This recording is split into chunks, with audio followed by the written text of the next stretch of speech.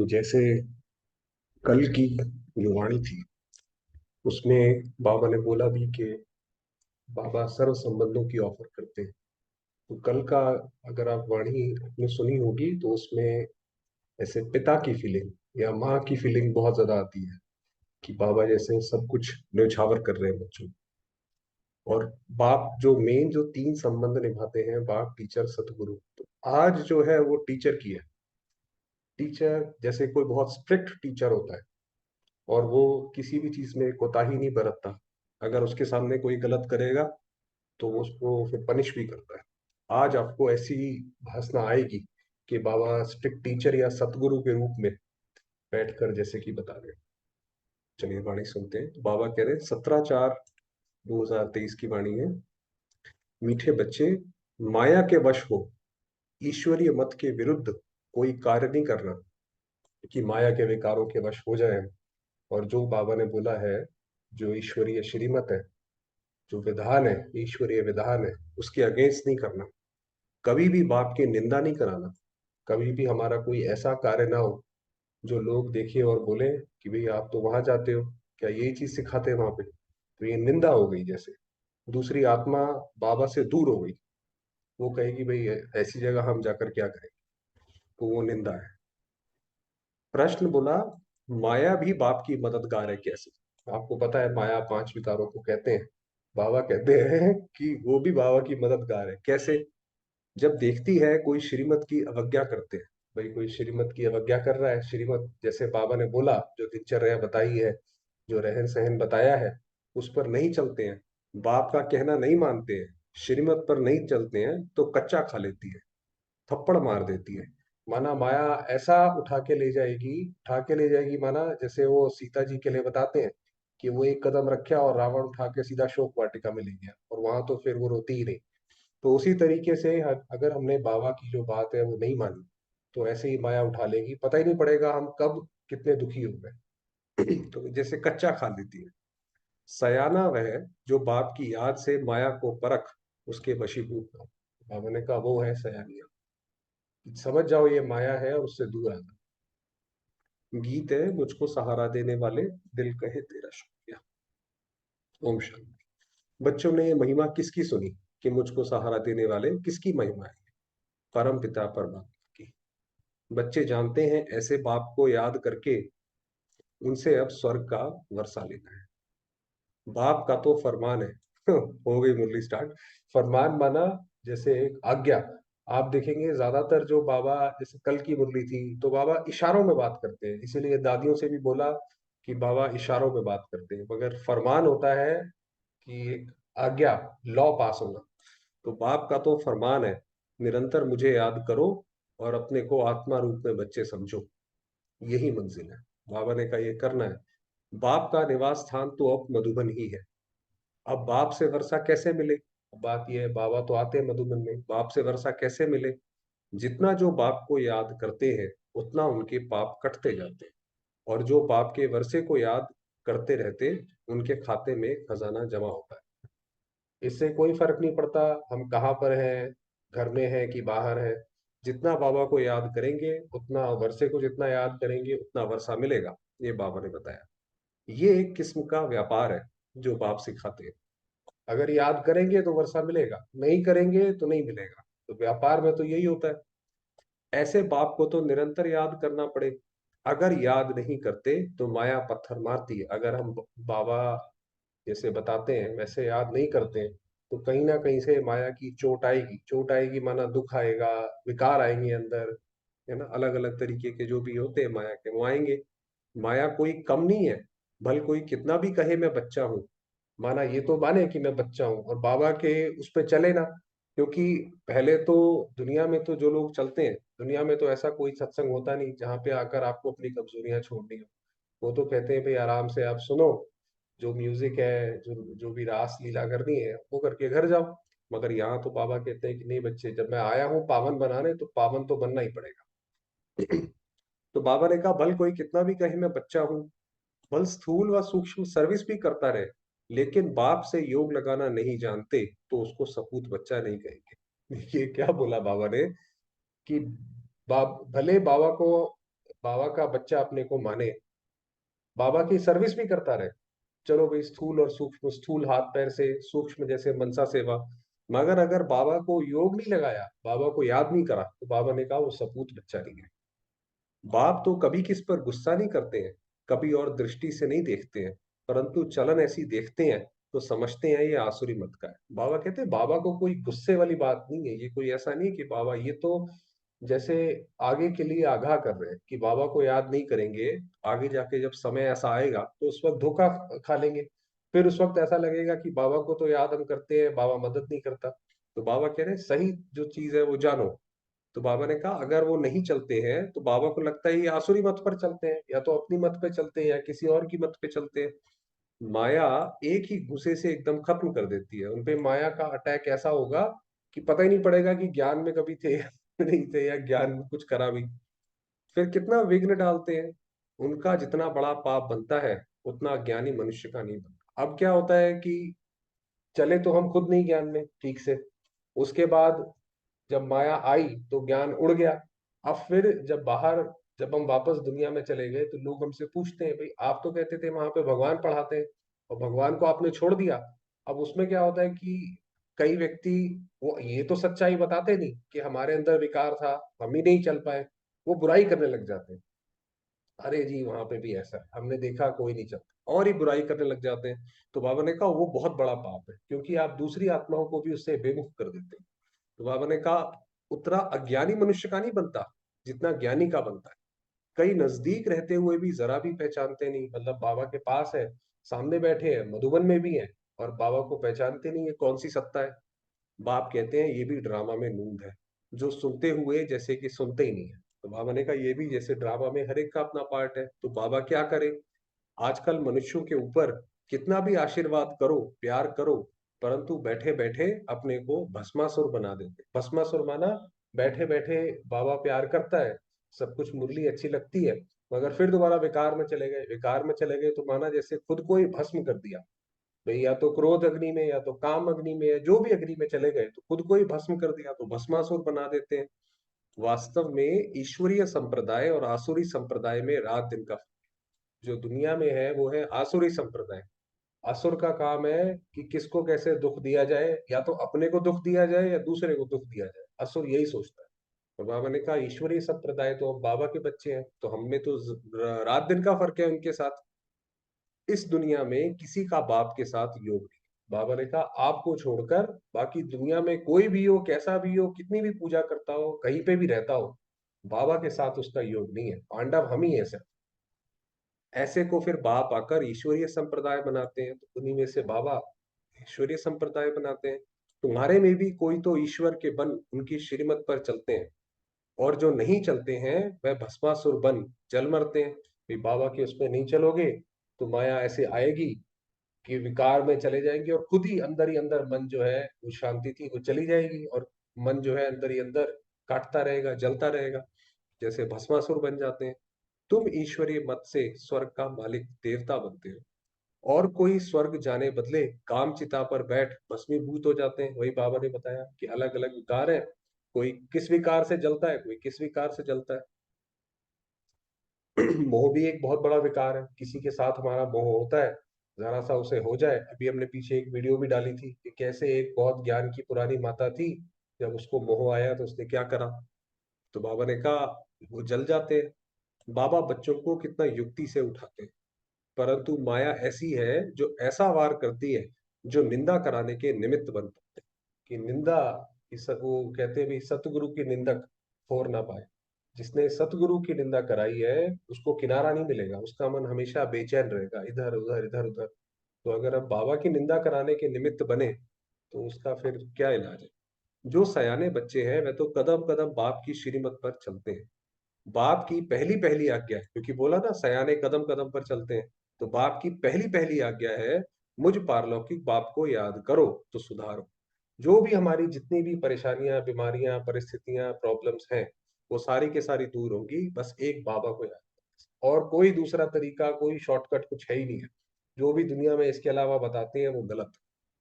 जो बाप से योग नहीं लगाते, श्रीमत पर नहीं चलते बाबा ने कहा जो बाबा से योग नहीं लगाते तो माया बेटी उन्हें खा लेती है। माया को बेटी कहते हैं क्योंकि मदद करती है। तो माया तो जैसे हमारा पेपर लेती है, तो जैसे कोई स्ट्रिक्ट टीचर हो, वो तो पेपर भी टफ से टफ बनाएगा, पढ़ाएगा भी बहुत अच्छा, पेपर भी डिफिकल्ट बनाएगा। तो बाबा भी कहते हैं भाई, जैसे माया तो बाबा की बेटी है, तो माया पेपर लेती है तो मदद करती है। बाप तो परम धाम से आए हैं बच्चों को पढ़ाकर नर से नारायण बनाने। फिर भी ऐसे बाप के नाफरमान बरदार बन जाते हैं कि बाबा इतनी दूर से पढ़ाने आया और इतना प्यार से पुचकार करके कराते हैं, और तब भी हम उसकी बात नहीं मानते। बाहर निकलने से ही माया का थप्पड़ लग जाता है, माना जैसे मुरली सुन के उठे और माया आ गई। फिर तरस पड़ता है, फिर बाबा को तरस पड़ता है कि इनकी क्या गति होगी, अभी ये दुखी होने वाले हैं क्योंकि बाबा की मत पर नहीं चलते। कहाँ कहाँ बेचारी कन्याओं माताओं पर बंधन आ जाते हैं। काम का हल्का नशा भी हुआ तो गिर पड़ते हैं। काम माना यहाँ पे सेक्स लस्ट की बात हो रही है। तो अगर हुआ तो गिर पड़ते हैं। फिर अबलाओं पर कितने अत्याचार होने लगते हैं कि कोई गिरा और उसकी वजह से नाम बदनाम हुआ। तो जो ज्ञान में अच्छी तरह चलना चाहते हैं उनके घर वाले मना करते हैं किसी भी वजह से। वो कहेंगे भाई वहां पे तो देखो फला व्यक्ति पकड़ा गया था, उसने ऐसा ऐसा किया, तो उसकी वजह से जो है विघ्न पड़ा, तो उसकी उसका पाप का खाता बढ़ा। तो बाबा ने कहा अबलाओं पर अत्याचार होने लगते हैं। वो कहते हैं भैया पता नहीं कैसी जगह जाते हो, देखो वहां तो ऐसे ऐसे लोग हैं, ऐसे ऐसे काम करते हैं। कितनी बेचारी बांध हो जाती हैं। फिर उनके घर वाले कहते हैं आप कहीं नहीं जाना, आप घर पे बैठो। इतने सबका पाप उन पर पड़ता है। तो वो जिस आत्मा ने करा, जिसकी वजह से ये सारा फैला, उसको वो फिर अधम गति को प्राप्त करेगा क्योंकि उसका शेर आ गया। बड़ी कड़ी सजा खाते हैं, बात मत पूछो। माया जानती है कल पहले वाले कौन कौन है। जिन्होंने मुझे जीत बाबा का तरफ लिया है वह भी सयानी है। तो बाबा ने कहा माया भी कम नहीं है, देखती है ये बाबा की अवज्ञा करते हैं, जो बाबा ने बोला उसकी वो पूरी उसकी श्रीमत पर नहीं चलते हैं, तो ताला बंद कर देती है। ताला बंद कर देती है माना फिर बुद्धि में ज्ञान नहीं समझ आए।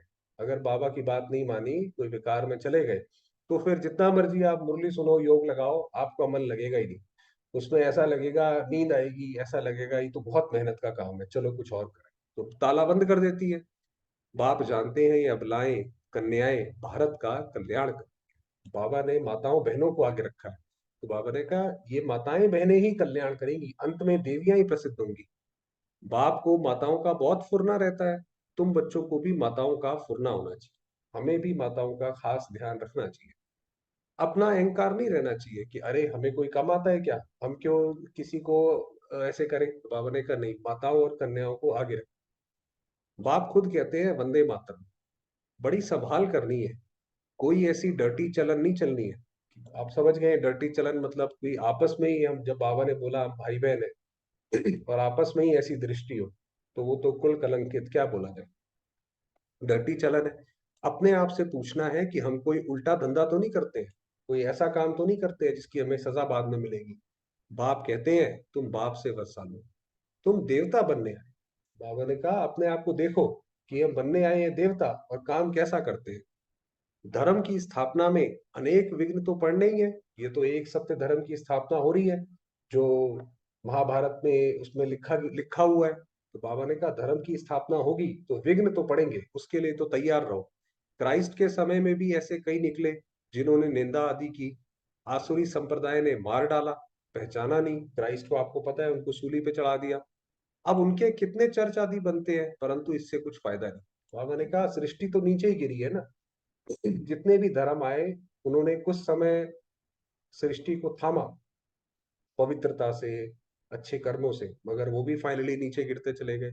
माया के बंद तमो प्रधान बन जाते हैं। जहां भी जाते हैं वहां से मिलता कुछ भी नहीं है। दुनिया में आप कहीं पे भी चले जाओ, जो बाबा के ज्ञान से जो शांति सुख मिलता है, वो दुनिया में ना किसी के ज्ञान से ना किसी और साधन संसाधन से मिलेगा। दिन प्रतिदिन और ही दुखी तमो प्रधान होते जाते हैं। दुनिया का तो ये हाल है, जैसे जैसे हर एक मिनट बीत रहा है। ये तो फ्रांस का या ऑस्ट्रेलिया का प्राइम मिनिस्टर जब कोविड का हुआ था, तो उन्होंने बोला था कि अब ये दुनिया जो है एक भयावह प्लेस है, भयावह होता जा रहा है। तो बाबा ने कहा और दुनिया में तो और ही दुखी तमो प्रधान और ही होते जाएंगे। समझो गुरु नानक के पास जाते हैं, उनसे क्या मिलेगा। वह सिर्फ कहते तुमको पवित्र बनना है, वह रहना चाहिए, परंतु अपवित्र ही रहते हैं। दुनिया में तो कोई इतना जोर थोड़ी डालता है, एक बाबा ही है। बाबा, एक जगदीश भाई साहब ने एक मुरली में क्लास में बोला था कि हमें 100 लोग नहीं चाहिए, सिर्फ 2 लोग आओ, मगर 2 लोग वो जो धारणा पे चलने वाले, बाकी 98 में चाहिए ही नहीं। तो बाबा ने कहा कि बाबा के पास भी जो है, बाबा को अच्छे पवित्र बच्चे चाहिए। दुनिया में तो कोई इतना जोर थोड़ी देता है, वो तो कहते हैं भाई पैसे दे दिए, महाराज जी की कृपा हो जाएगी, बस आप घर पे जाके जैसे भी जो भी करना है करो। मगर यहाँ तो वो है नहीं, सिर्फ उनका भजन गाते रहते हैं, तो मिलेगा कुछ भी नहीं। बाबा ने कहा भजन गाओ, सुधरोगे हो नहीं, अंदर जो कांटे हैं विकार के वो निकालते नहीं, और भजन गाओ, ये करो वो करो, उससे कुछ नहीं होगा। अब देखो सब कब्र दाखिल हो, कब्र दाखिल, जैसे कब्र में इतनी चिंता, कहते हैं ना चिंता चिता जैसी है, जैसे कब्र में बैठे हैं सारे, इतनी चिंता है, ज्ञान का जरा भी पता नहीं है। क्रोध भी बहुत कड़ा है, जिससे अपने को भस्मासुर बना देते हैं। भाई आपने क्रोध करा तो हमारा भी तो मन कितना अशांत हो जाता है, वो पूरा दिन ऐसे ऐसे मन हिलता रहता है, फिर जमा होने के बदले घाटा हो जाता है। भाई आते हैं तकदीर बनाने, हम आए हैं बाबा के पास, कैसे स्वर्ग का वर्षा कैसे मिलेगा, कोई जादू की बात थोड़ी है। अभी जब हम पुण्य करेंगे तो उससे हमें स्वर्ग का वर्षा मिलेगा, और अगर हमने क्रोध कर दिया, निंदा करा दी, तो वो तो घटा हो गया, उल्टा हो गया। कहते हैं बाबा से स्वर्ग का वर्षा लेने आया हूँ, अच्छा बाप को पूरा याद करना पड़ेगा, उनकी श्रीमत पर चलना है, नहीं चलेंगे तो फिर जैसे का वैसा बन जाए। बाबा के तो बने, और श्रीमत पर चलते नहीं, कोई फॉलो करते नहीं, तो बाबा ने कहा फिर तो जैसे के वैसे ही रहोगे, फिर नहीं कुछ होगा, फिर कल्प कल्प गिरते ही रहेंगे। तो हर कल्प जब ये साइकिल घूमेगा, तो फिर दोबारा से हम ऐसे ही गिरेंगे, फिर कभी उठ नहीं सकेंगे। अभी पुरुषार्थ किया तो ऊंच से ऊंच बन सकते हैं, ये सबसे बड़ी बाजी है। बाबा ने कहा जो करना है अभी इसी वक्त करो, बाद में कोई समय कोई स्पेशल नहीं मिलेगा, या उसमें रियायत नहीं मिलेगी। बाप कितना समझाते हैं, बोर्ड पर भी लिखा हुआ है, ईश्वरीय विश्वविद्यालय परमपिता परमात्मा ने स्थापन किया। हमारे बोर्ड्स पे लिखा होता है, उनसे स्वर्ग की राजाई का वर्षा मिलना है। अगर यहाँ आकर और फिर चले जाएं तो सब कहेंगे शायद ईश्वर नहीं है। अगर हम पहले यहाँ आए, धारणाओं पे चले, और फिर माया के वश होकर चले गए, तो दूसरे लोग बोलेंगे भाई क्या बात करते हो, आप तो कहते थे वहां ईश्वर है, क्यों आपने ईश्वर को छोड़ दिया। तो वो कहेंगे भाई ये शायद ये भी पहले गलत फंस गए थे, और हम भी गलत ना फंसे इसलिए दूर। जो ऐसे छोड़कर निकलते हैं, कितने संशय बुद्धि बन पड़ेंगे, उनको देख के बाकी लोगों को भी संशय आता है कि भाई देखो फला व्यक्ति था, 25 साल से ज्ञान में चलता था, और वो छोड़ गया, पता नहीं हमारा क्या होगा, चलो भाई हम भी चले, ऐसा ना हो हम भी फंस जाए। उन पर सबका पाप चढ़ जाता है। तो उस पर, उस आत्मा पर, जैसे आपने किसी को पर्चा बांटा और उस आत्मा को ज्ञान मिला, उसको सुख शांति मिली, तो उसका कमीशन हमें मिला। उसी तरीके से अगर हमने ऐसा कोई कार्य करा जिससे दूसरों को दुख मिला किसी भी वजह से, तो उसका पाप चढ़ जाएगा। श्रीमत पर नहीं चलेंगे तो श्रेष्ठ कैसे बनेंगे, तो श्रीमत पर चलते नहीं। बाकी दुनिया में तो अनेक मतें हैं, आप जाके एक बार ट्राई करके देखो, लोगों ने सब ट्राई करा है, मगर कोई भी श्रेष्ठ नहीं बना। श्रीमत पर चलने से तुम्हारा कोई नुकसान नहीं हो सकता। बाबा ने बोला आप श्रीमत पर चलो, बाकी जिम्मेवार शिव बाबा है। कैसे निकालेगा, क्या निकालेगा, ये उसकी रीति नीति है, कैसी कौन सी परिस्थिति से क्या करेगा वो देखेगा। वह बाप भी है, धर्मराज भी है। धर्मराज माना जो अंत में जब सजाएं रह जाएंगी, तो बाबा धर्मराज की तरह सामने बैठा हो। धर्मराज देखते हैं क्या क्या पाप करते हैं, मेरी ग्लानि करते हैं, बड़े कायदे हैं। ये जब हम बाबा के बने, जब कोई भी आत्मा किसी बड़े कुल से जुड़ जाती है ना, मान लीजिए कोई कन्या है, पहले वो गरीब है, अब उसकी शादी हो गई रॉयल फैमिली में, तो अब तो रॉयल फैमिली के कायदे कानून बहुत ज्यादा सख्त होते हैं, आपको ऐसे बोलना है, ऐसे करना है, ये पहनना है, वो नहीं करना है। तो बाबा ने कहा यहाँ पे भी बड़े कायदे हैं, धर्मराज देखते हैं, परंतु बच्चे समझते नहीं है। हाथ उठाते हैं हम लक्ष्मी नारायण को वरेंगे, और काम ऐसे करते हैं जो बात मत पूछो। तो बाबा ने कहा कि ऐसा नहीं है कि बाबा को पता नहीं पड़ता।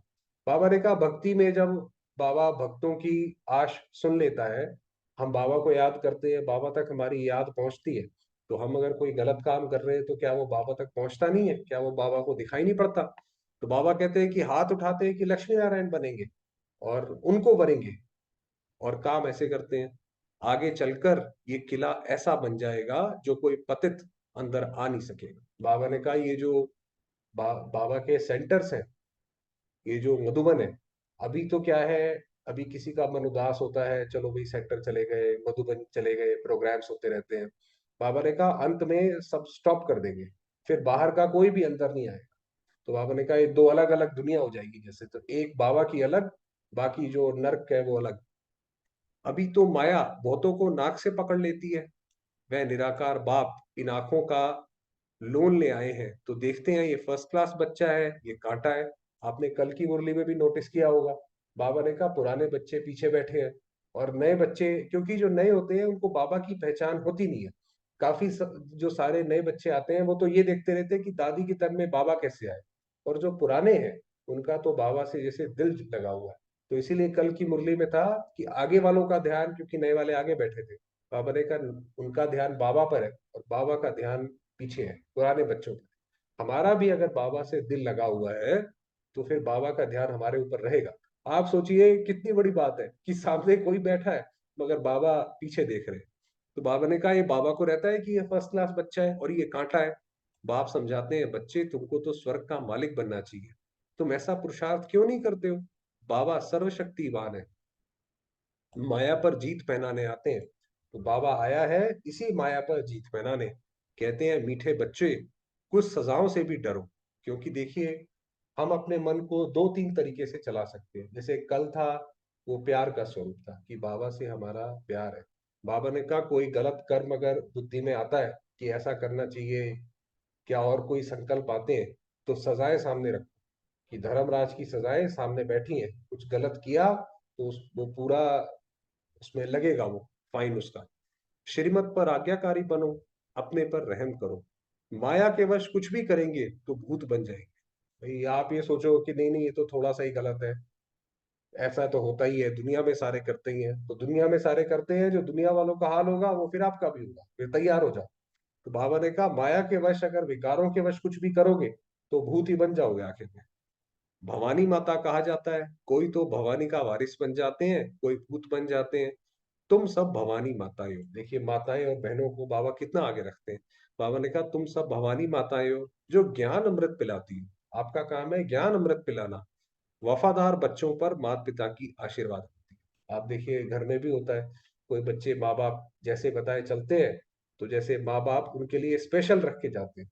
माँ के अगर तीन बच्चे हैं, एक अगर उसकी आज्ञा पे चलता है, बाकी दो अपने हिसाब से चलते हैं, तो वो कहेंगे कि भाई इसका ध्यान तो मैं रखूंगा, रखूंगी, बाकी दो अपना तो देख सकते हैं, वो अपना अलग है।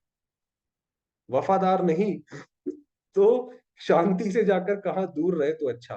बाबा ने कहा बाबा के अगर उसमें नहीं चल सकते हो, वफादार नहीं हो, तो जाके कहीं दूर बैठो, वो बहुत अच्छी बात है।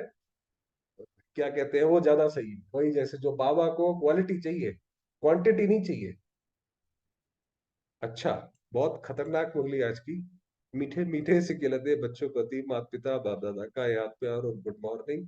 रूहानी बाप की रूहानी बच्चों को नमस्ते। हम रूहानी बच्चों की रूहानी बाबा को याद प्यार और नमस्ते। रात्रि क्लास, क्योंकि पहले जब बाबा ब्रह्मा बाबा तन में थे, साकार में थे, तो रात्रि में भी एक क्लास कराया करते थे। मीठे मीठे बच्चे जब यहाँ आते हैं तो समझते हैं हम बाबा के पास जाते हैं, बाबा से सुनते हैं। जब अपने अपने सेंटर पर जाते हैं तो सामने बाप दादा नहीं बैठते हैं, जब सेंटर पे जाते हैं तो कोई ना कोई बहन सुनाती है। कहाँ कहाँ गोप भी चलाते हैं, गोप मना भाई, भाई भी सुनाते हैं। मुरली तो सहज है, कोई भी धारण कर क्लास करा सकते हैं। बाबा ने कहा ये तो कोई भी करा सकता है मुरली, बाबा तो पूरी इतनी आसान तरीके से सुनाते हैं। ब्राह्मणियां बैठी तो हैं, बाबा पूछते हैं कोई मुरली पढ़कर फिर मुरली का सार सुनाते हैं। बाबा ने पूछा कि रात को ऐसे करते हैं, कोई मुरली पढ़कर सुनाते हैं, जो मुरली हाथ में उठाकर सुनाते हैं वह हाथ उठावे। बाबा तो ऐसे पहले भी जब आते थे तो भरी सभा में ही हाथ उठवाते थे। ऐसे नहीं कि टीचर से अलग से ये वो, एक दो बार वैसे भी किया, मगर अधिकतर जो है बाबा हाथ ही उठवाए थे कि बताओ टीचर्स करोगे ऐसे कि नहीं करोगे। तो वही बाबा कह रहे हैं, मुरली हाथ में नहीं उठाकर बगैर मुरली ऐसे ही सुनाते हैं, वह भी हाथ उठावे। मुरली हाथ में तो होनी चाहिए ना, पढ़े हुए हैं फिर सार बैठ सुनाते हैं। बाबा ने कहा ऐसे मुरली सुनाओ। कोई मुरली पढ़कर सुनाते हैं, नंबरवार तो है ना, महारथी घोड़े सवार और प्यादे, कि किसी को मुरली कितनी समझ आती है, किसी को कितनी समझ आती है। तो बाबा ने कहा जैसे एक सेना में रैंक होती है, महारथी घोड़े सवार और प्यादे, तो ऐसे यहाँ पर भी है। किसी को मुरली बिल्कुल एक्यूरेट समझ आती है, सभी तो एक्यूरेट नहीं पढ़ते हैं, कोई तो पढ़ते भी रहते हैं, एडिशन कर रहस्य भी सुनाते रहते हैं। रसीले नमूने कोई ऐसे सुनाते हैं कि भाई उसके अंदर और अच्छी तरीके से एक्सप्लेन करते हैं। सभी ऐसे नहीं समझा सकते हैं। तो हमने कहा बाकी तो सीधी सीधी मुरली पड़ जाते हैं। यहाँ तो बाप बैठे, यहाँ तो स्वयं बाप बैठा है। बाप बच्चों को कहते हैं कोई बात में संशय नहीं होना चाहिए, एक बाप ही सभी कुछ सुनाते हैं। ये जो गीता के जो ये वर्शंस है कि तू सारे धर्मों को छोड़, एक मेरी शरण में है, ये कौन कह सकता है? दुनिया में कोई आदमी कह सकता है? बिल्कुल नहीं कह सकता। ये बाबा के वर्शंस है, ये सुन के पता पड़ता है। उन स्कूलों में तो अनेक पढ़ाने वाले हैं, अलग अलग पढ़ाते हैं। यहाँ तो एक ही पढ़ाते हैं। वहां तो अलग अलग टीचर्स हैं, अलग अलग ग्रुप क्लासेस के, एक ही एम ऑब्जेक्ट है। इसमें प्रश्न पूछने का रहता नहीं है। अब बाबा की मुरली सुनो, सारे प्रश्न उसमें आएंगे, अलग से कुछ पूछने की जरूरत नहीं पड़ेगी। सुबह को यहाँ बैठ, बच्चों को याद की यात्रा में मदद करता हूँ। ऐसे नहीं सिर्फ तुमको याद करता हूँ, सारे बेहद के बच्चे याद रहते हैं। जब कोई भी बात किसी को सुना रहे हैं, तो बाबा तो न्यायकारी है। कोई बाबा से पर्सनल मिले, कोई बाबा से ग्रुप में मिले, तो बाबा तो सारे बच्चों को याद में रख के, सामने रख के तब सुनाते हैं। किसी की पर्सनल खातरी नहीं है यहाँ पर। बाबा ने कहा सबको सामने रख के सुनाता हूँ। तुमको इस याद से सारे विश्व को पावन बनाना है। उंगली तुम किस में देते हो? इसमें हम मदद देते हैं। उंगली देते हैं माना मदद देते हैं। पवित्र तो सारी दुनिया को बनाना होता है ना। तो बाप सभी बच्चों पर नजर रख, सभी शांति में चले जावे, सभी को अटेंशन खिंचवाते हैं। बाबा ने कहा बाबा ये इसी को तो पालना कहते हैं ना, कि बाबा सब पे ध्यान रखते हैं, सबका रखते हैं। जिनका योग है वह उठाते हैं। अब बाबा की जो वाणी है, जिसका जितना योग है, जिसकी जितनी बुद्धि है, उस हिसाब से वो उठाता है। बाप तो बेहद में ही बैठे, तो बाबा तो जब एड्रेस करते हैं, तो विश्व की सारी आत्माओं प्रति जो है, उनको सामने रख के बात बोलते हैं। मैं आया हूं सारी दुनिया को पावन बनाने, सारी दुनिया को करंट दे रहा हूं, तो पवित्र हो जाए। बाबा जो है, बाबा की ऊर्जा सारे विश्व में, सारी सृष्टि में, ब्रह्मांड में फैलती है। तो जो जो आत्मा जैसी काबिल होती है, उसकी बुद्धि जैसी सालिम होती है, वो वैसे वैसे उठाती जाती है। भाई सागर है, सागर में किसी ने कितना पानी लिया, किसी ने कितना पानी लिया, जिसका जितना बड़ा बर्तन, उतना वो ले लेती है। जिनका योग होगा समझेंगे बाबा अभी बैठ याद की यात्रा सिखला रहे हैं, जिससे विश्व में शांति होती है।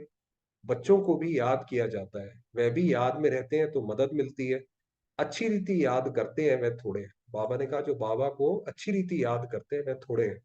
मददगार बच्चे भी चाहिए ना, खुदाई खिदमतगार। तो हम हैं खुदाई खिदमतगार। खुदा के श्रीमत के हिसाब से हम खिदमत करते हैं, तो हम खुदाई खिदमतगार हैं। निश्चय बुद्धि से याद करेंगे ना।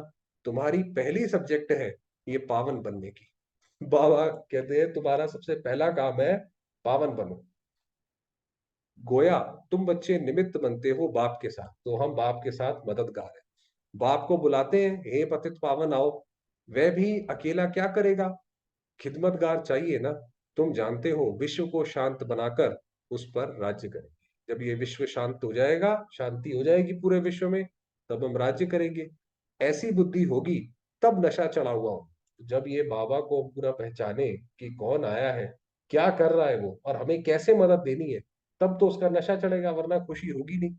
तुम बच्चों को भारत को हेवन बनाना है। बाबा ने कहा ये तुम्हारी जिम्मेवारी है, तुम जैसे नींव हो उसकी।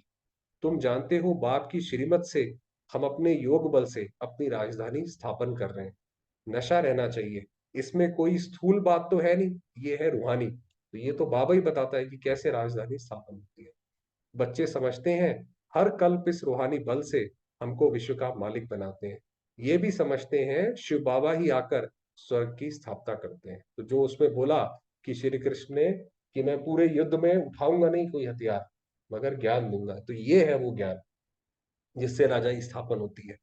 दुनिया को ये भी पता नहीं है कि परम पिता परमात्मा नई दुनिया की स्थापना करते हैं। कब, कैसे, बिल्कुल ही नहीं जानते। उनको लगता है भगवान कोई कौन सा एक अवतार वो बताते हैं कि वो उसमें आएगा, इतने लाखों वर्ष बाद आएगा। उन्हें पता ही नहीं, यहाँ तो आना तो क्या, ये तो बाबा के जाने का समय हो गया। गीता में भी आटे में लून है, माना नमक है इतना, बाकी तो सब झूठ ही झूठ है। बाप आकर सत्य बताते हैं। भारत का योग बल तो नामी ग्रामी है। बाप कहते हैं हठ योगी राजयोग सिखला ना सके। परंतु आजकल तो झूठ बहुत है ना, सच के आगे इमिटेशन बहुत होती है। इसलिए सच को कोई मुश्किल जान सकते हैं। आजकल तो झूठ इतना इतना अलग अलग वैरायटी का है। तो बाबा ने कहा कि उसमें सच जानना। इसीलिए बाबा कहता है कि जो बाबा ने बोला वाह बच्चे वाह, वो इसीलिए कहता है कि इतनी झूठ की दुनिया में भी हमने बाबा को पहचान लिया, तो ये तो हमारी भी कलाकारी है। तो ये तो बाप ही आकर राजयोग सिखलाते हैं। बाप कहते हैं कल्प कल्प ऐसे ही। बाबा ने कहा हर कल्प ऐसे ही होगा, हम ही बाबा को पहचानेंगे, हम ही बाबा के बच्चे बनेंगे। चलिए समय हुआ है वरदान। मुरली तो बहुत अच्छी है। वरदान दिया, दिल में एक दिलाराम बसाकर, कि जैसे सीता के मन में सिर्फ राम था, तो वो एक सीता की बात नहीं है, वो हम सारी सीताएं हैं। सहज योगी बनने वाले सर्व आकर्षण मूर्त बन। दिलाराम को दिल देना अर्थात दिल में बसाना, इसी को ही सहज योग कहा जाता है। कि हमारा दिल इधर उधर कहीं ना लगाओ, हमारी आस जो है और किसी मनुष्य पे ना लगी हो, ये हमारी मदद करेगा, ये हमारे साथ रहे, ये हमारा सहारा है। नहीं, एक के उसमें रहे बस। जहां दिल होगी वहां दिमाग भी चलेगा। जब हमारी दिल शिव बाबा के साथ है तो दिल दिमाग अपने आप आ जाएगा। जब दिल और दिमाग अर्थात स्मृति संकल्प शक्ति सब बाप को दे दी, मन वाणी और कर्म से बाप के हो गए, तो और कोई भी संकल्प व किसी भी प्रकार की आकर्षण आने की मार्जिन ही नहीं। तो जब हमने शिव के चक्कर लगा लिए, शिव कितना सुंदर है ये पता पड़ गया, तो आपका ध्यान आपे ही कहीं और जाएगा। स्वप्न भी इसी आधार पर आते हैं। जब सब कुछ तेरा कहा, तो दूसरी आकर्षण आ ही नहीं सकती। आज तो पूरी मुरली बाबा जैसे एक ऑर्डर के उसमें बता रहे हैं। सहज ही सर्व आकर्षण मूर्त बन जाएंगे, तो हमारे आकर्षण पूरी दुनिया से अलग हो जाएंगे, फिर हमारा दुनिया में कोई आकर्षण रहेगा। स्लोगन है, बाप से और ईश्वरीय परिवार से जिगरी प्यार हो तो सफलता मिलती रहेगी। अगर हमें एक बाबा से और परिवार से प्यार है, हमारी इच्छाएं साफ है, साफ दिल है, तो बाबा ने कहा जो करोगे उसमें सफलता मिलेगी, चिंता नहीं करो। चलिए समय हुआ है, थोड़ी देर अब बाबा को याद करते हैं।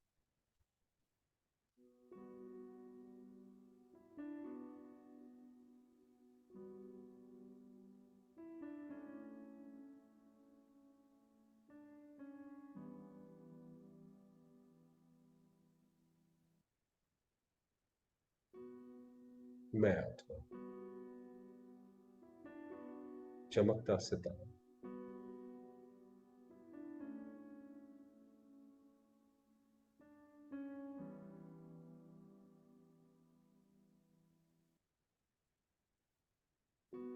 मेरे बाबा, निराकार, भोलेनाथ,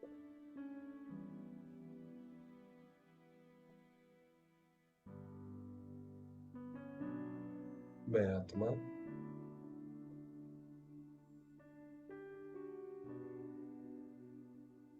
बाबा की किरणों में समाई हुई हूं।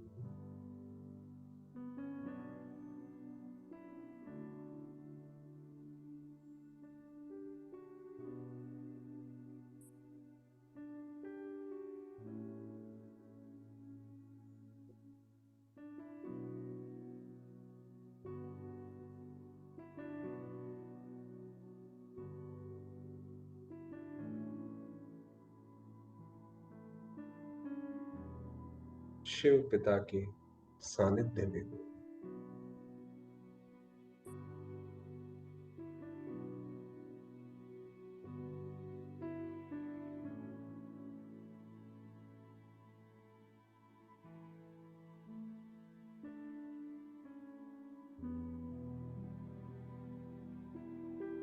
सतगुरु की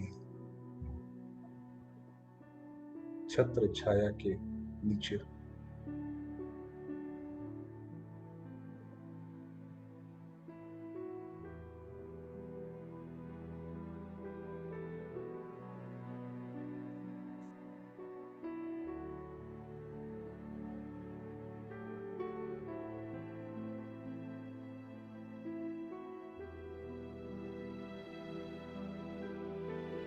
शांति क्षमा के सागर मेरे बाबा।